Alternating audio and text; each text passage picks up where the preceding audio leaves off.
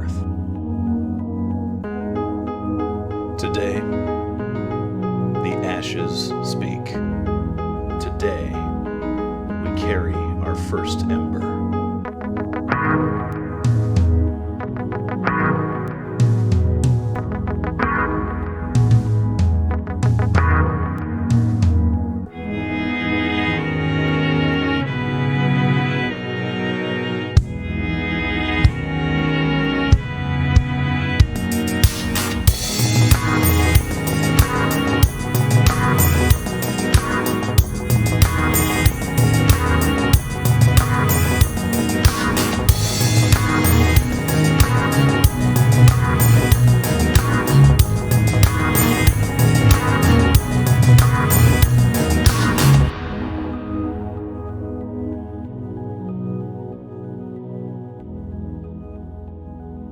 Welcome to Embers, a Whisper and Flame podcast.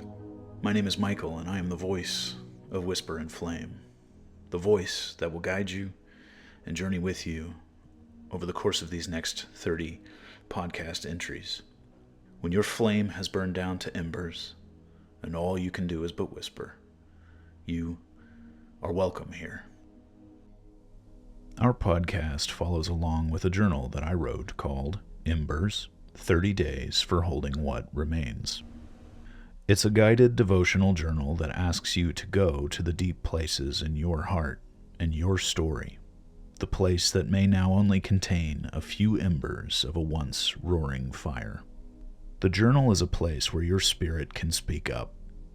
Instead of laying in bed at night with sleep a long way off, this journal asks you to take those midnight thoughts and write them down. Perhaps for the first time, or for the first time in a long time. Embers presents to you art and poetry and scripture, and it encourages you to write your story for yourself. That's what this podcast is. It's my journal, my midnight thoughts. It's me doing embers for you to see, owning my story in the hopes that you will own yours as well. Because I wouldn't ask you to do something that I'm not willing to do myself. I've seen a lot, I've been through a lot, and if you have too, this is the place for you. I'm a former pastor. For years, I worked in some of the hardest circumstances you can think of. I was a staff pastor at an inner-city homeless shelter.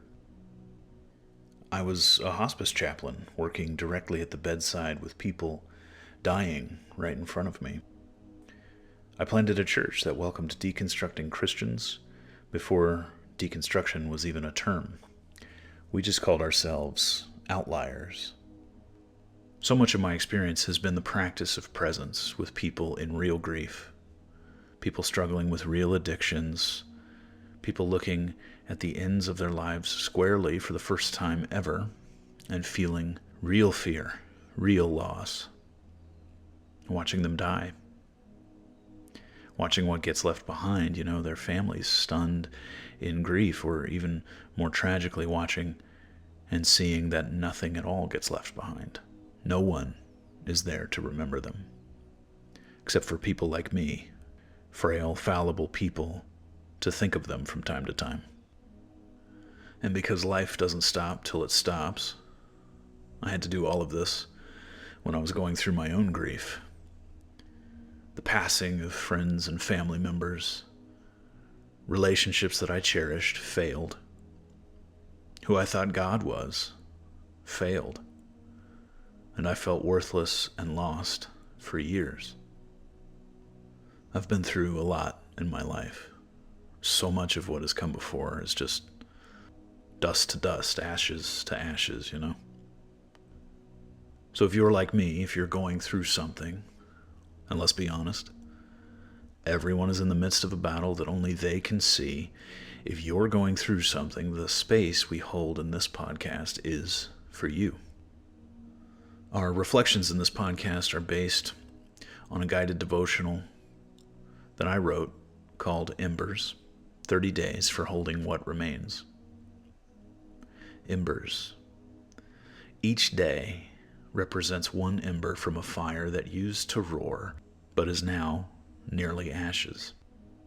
There are times in life when the fire we once had gets snuffed out, or it goes cold, or it turns to ash, and all that's left of the heat are small embers of that fire. What hope, what joy, what life and loveliness and liveliness got snuffed out for you. Did your health take a turn? Did someone turn their back on you? Did you run out of money? Has it just been hard to catch a break? Each of our podcasts are a sanctuary space for you. And over the next 30 installments, each representing one journal entry, we'll find ourselves acknowledging our ashes in the silence of whatever loss surrounds us now. This is the starting place, the foundation that can allow something unexpected to be kindled. Because I'll tell you, in every loss, failure, or embarrassment, every time I've been hurt or caused hurt, there was a presence who was always there, just out of sight, but not out of feeling, and never out of earshot. What about your story? Was there a presence that you felt? Or could you only feel an emptiness? The journey into our embers is ultimately a journey toward that presence. But first, to begin, we have to let the ashes speak. By the way, if you don't have a copy of Embers yet, feel free to pick one up. whisperinflame.store. We have an Etsy store. We're on Amazon as well. Whatever you do, you're welcome here. This is our first Ember, and it may be the most consequential journal entry of them all. It's hard to start a healing journey. It's hard to set out at all to keep the last embers from growing cold. If you're here, I applaud you. I'm proud of you. So, what was it for you? What battle have you fought and lost? Whatever that battle was, can we also say this? You lost yourself as well. The fire of who you once were reduced and reduced until nothing but a few embers were left. When something in your life went wrong, you lost you, who you thought you were, who you hoped you would be. These are the ashes that speak. You see the same person in the mirror, but they're not the same anymore. I want you to know that you're not alone. I see people every day regularly carrying their last embers, blowing on them, trying to keep them warm and alive. I am one of those people too. That's what the Embers Journal is all about. It's giving you a chance to acknowledge where you are, to encounter poetry and art that might move you, to give you the words for a breath of intention, and in any good journal to give you space to be you. The first entry I want you to have for free. I'll read our poem and then ask you to join me in a breath prayer. That fire which never burns out, which yet burns low, which flickers out, yet there remains, always beneath the ashes, embers, which shoulder and wait for one to bring dry twigs and wood, red-hot embers, dreaming of becoming a fizzling, crackling fire once more. Tor Olga Bringsvärd in the poem Aska. Breathe our breath prayer with me. Inhale. I am here. Exhale. Even in the ashes. And again. Inhale. I am here. Exhale. Even in the ashes. You're still here, going through whatever you're going through. even if you don't recognize the person in the mirror, even if time has fled by and it's hard to fathom that it's been a month, a year, 2 years since your great trial. Maybe it's only been minutes. And if that's the case, you're welcome here too. It's hard to be in this dry place of ashes and dust. There's nothing redeeming about it, nothing good about it, except that it may very well be rock bottom, and no other way to go but up.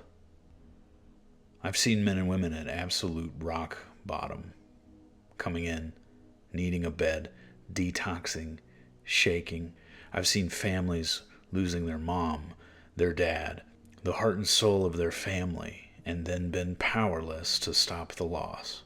And as I sat there praying with them, knowing that the road was just beginning, I asked God where He was for them. And a lot of the time I was met with just silence. Let's be honest. That's the rule, not the exception. But I've also seen the exception. And I don't understand it, but I've seen it. Beauty, breaking through, presence, there but unseen. This is a true story. A boy living in our homeless shelter, Ken, he had severe ADHD. He and his mom and sister were homeless. He couldn't control his actions, so much so that he would get really, really frustrated with himself. And his teacher didn't know what to do. She couldn't help him. He hated himself so much that he said out loud in class that he wanted to kill himself. Staff at the residence got pulled in, and I arranged a dinner with him one night. Just me and him in my office. We played games, we ate food. But what I really wanted to do was pray with him. And so right before his mom came to get him, I asked him to pray with me, and I watched his face while I was praying.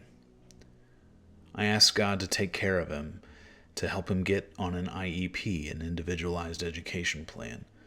I asked for his doctors to change his medication and find the right one, and then I asked him to remind Ken that God loved him and that I loved him too.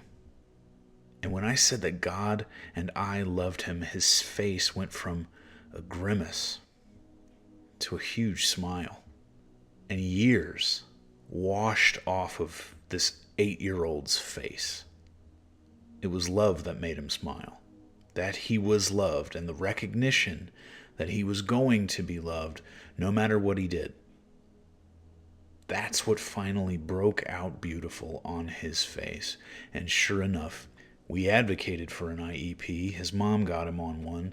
The doctors changed his medicine. He started getting better in school. Not perfect, but better. And the kid's spirit?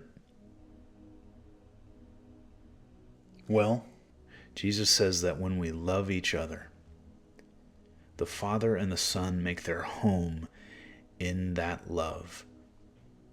When Ken recognized that he was loved by God and he was loved by us staff and he was loved by me, the Father and the Son made their home there. I watched it happen on his face. My words didn't change him. My prayer didn't change him. But a change did happen. And I saw it afterwards, in the days and the weeks and the months that went by while he and his family were still with us. I've seen the ashes. I've lived the ashes. And I know that you can be in such a situation that you have no home, no father, bad grades, no self-control, no medication, and you believe that you were better off dead. Ashes are real. But so is love. He wasn't alone. And neither are you. Because these moments, these terrible moments, do not mean that you are better off dead. These moments are meant to be beginnings, not endings. The only difference between a tragic story and a hero's story is where the story ends. Because every hero's story starts in tragedy. It's the crucible of becoming. It's the place they always start. And I'll leave you with this for our first Ember. The ashes speak, and they are saying, what if your story is a hero's story? Why not? Why not you? Thank you for joining me today as I journaled Ember 1, Ashes Speak, with you. To journal it yourself, pick up a copy of Embers, 30 Days for Holding What Remains. Allow me to bless you as we depart for now. The Lord bless you and keep you. The Lord make his face shine on you and be gracious to you. The Lord lift his countenance upon you and bring you peace. Join me tomorrow for day 2 of Embers, where it burned. Before you go, remember, even the grave is not godless, but a child's lost and found.